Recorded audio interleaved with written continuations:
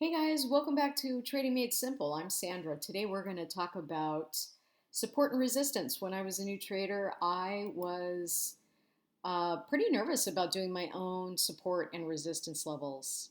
Do you take the wick? Do you not take the wick? It's not perfect, you know.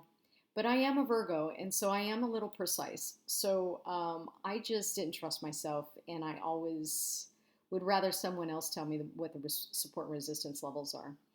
But today I'm going to actually show you a whole bunch of free tools on TOS, ThinkorSwim, that you can use, don't have to pay for them, and they're basically going to give you the exact support and resistance levels that you need to trade. Day, swing, long term, doesn't matter.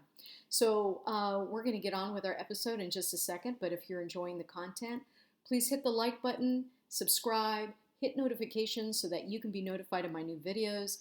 I have about 2 a week that I release, so let's get on with it. The first one we're going to talk about is Fibonacci. You probably heard about Fibonacci. So I didn't know, but I wonder if you know that Fibonacci is right on your toolbar. So you go right over here to drawings, and you go right here to this percentile.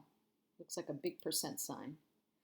And what you do on a chart, depending on your time frame, is you hit the low, click the low, I should say, click the high, and it gives you the Fibonacci's. So kind of neat that it does that. But if you go to an hour chart, you can see that the Fibonacci's are there, but they're programmed for the day chart. So a lot of people like to do Fibonacci's on different time aggregates. So then your chart starts to get a little busy. So just FYI on that. That's probably the negative. The other negative too is that once you have the Fibonacci's on there, you don't have to save them. Once you do them, as an example, once you do them, it's on here. So if I go to Roku and then I come back to Tesla, it's on here. And so it'll stay on here until you actually go back up here and say remove drawings.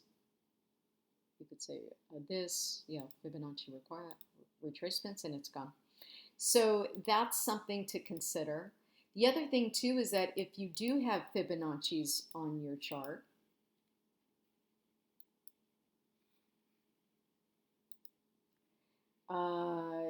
you can right click and say create an alert, and it'll hit that one area that you were at, and you could say, if it was going towards it, you could say, notify me when this goes at or above this price level, and say, Fibonacci touch or whatever you want to, and it'll create an alert for you. So that's kind of cool.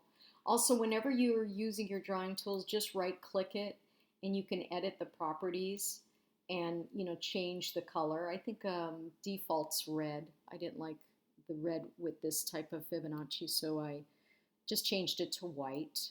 So your preference, okay? So that's the first one that we're going to talk about.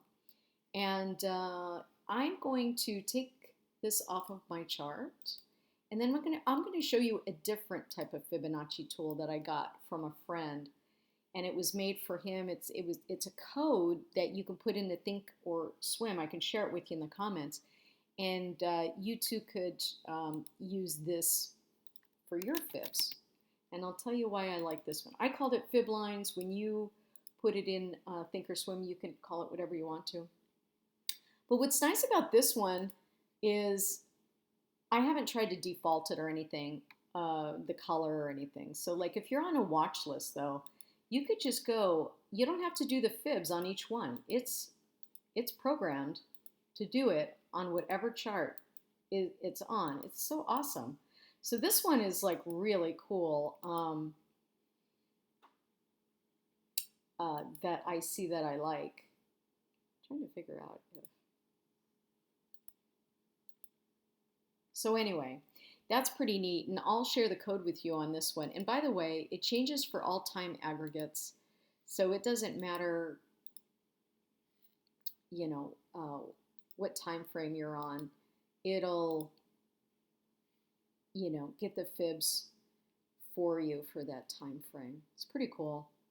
Um, okay, so this one will be in the comments below, and then you can use that if you like. I'm just trying to think if there was anything else I could say about that one. I mean, outside of it just being cool that, and then, you can just take it off of there. You could say you could have it in your toolbox and just say, and unclick the show study. Oh, and it still leaves the bubbles. So I've never done that. I usually just take it off and put it back on whenever I'm doing my research. So I doubt if you want all your bubbles there. But, so let me clean that up real quick. All right, I'm going to take that off, and we'll go to the next one. So the next one, this one's interesting. It's called Camarilla Points. Camarilla. So just hit Cam and hit Apply. And let's see. Let me just make sure the time aggregate's correct. This is on a day chart, so it should work for smaller time frames. There we go. So this is just already, built in, gives you the price level, gives you the nice lines. And of course, there's several different, there's resistance lines above. I think there's 4 above and 4 below. And so if we change this to a different time frame on a daily, that's a weekly. I have to put it at a different one to get there. We go. So that's how that looks. What's interesting is like you can see the visual on this is that it does it for a specific time period. So from March to April, that was, basically your resistance and support lines for that period. So kind of interesting. So that was kind of cool. I haven't really practiced a whole lot with this one. You can change the aggregate. You can change the colors. So I think that's about it on that one. But that's a one that you could try. See if you like that one. All right. So the next one is Woody's Pivots. So we're going to apply that one. And trust me, I don't know if you can see this. Virgo's not going to like that. I can tell you that already. So let me clean that up. Only show today is the way you clean it up. You don't want to see every single day, just today. You could stick it on any type of chart you want to. Hit apply. And then because I was using a day aggregate, it's for smaller time periods. There we go. But if you change this, if you go to a week and then put this on a day,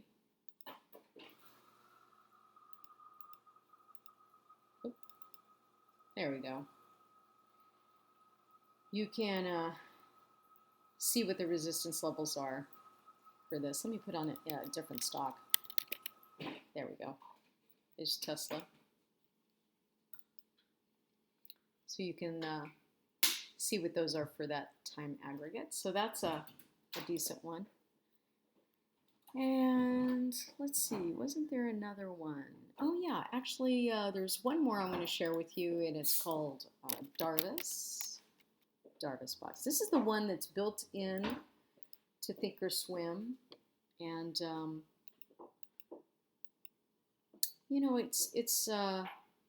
it's just pretty generic.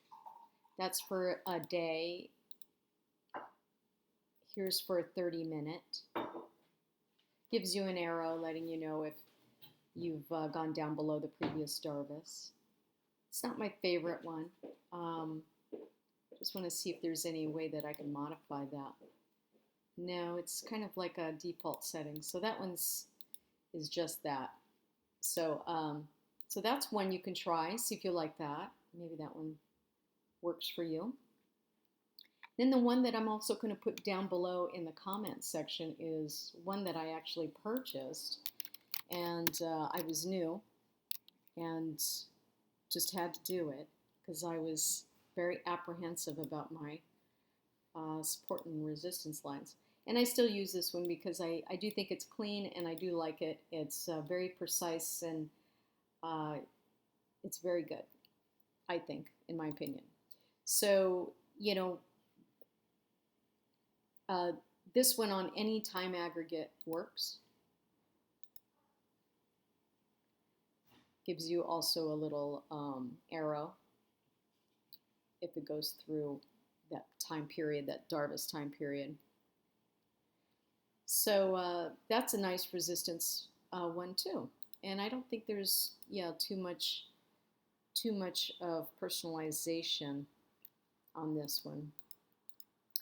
So that is another example of support and resistance. So really, there's so many choices for you to choose.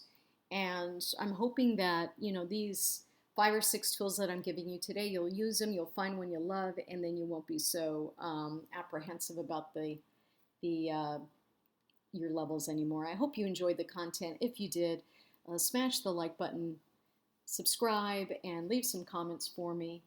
And we'll see you on the next video.